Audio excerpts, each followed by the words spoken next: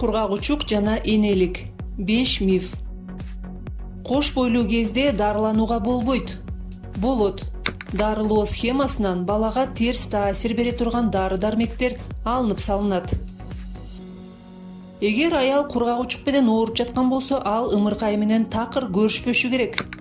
Кургагучуктан дарылануунун баштапкы фазасында контакт минималдуу болушу зарыл.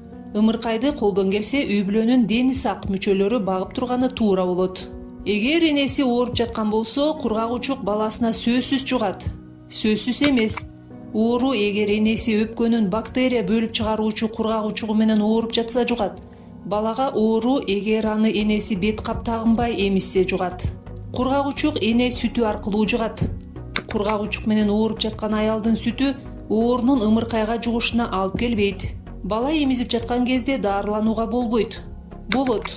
Кургагучукка каршы дарынын курамы эне сүтүндө өтө эле аз өлчөмдө. Ал ымыркайга ууландыруучу таасирин тийгизе албайт.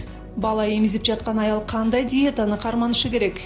Бала эмизип жаткан аял эт, балык, сүт азыктарын, жумуртка, нан, дан азыктарын, өсүмдүк жана каймак майын, жашылча жана мөмө жемиш жеши керек.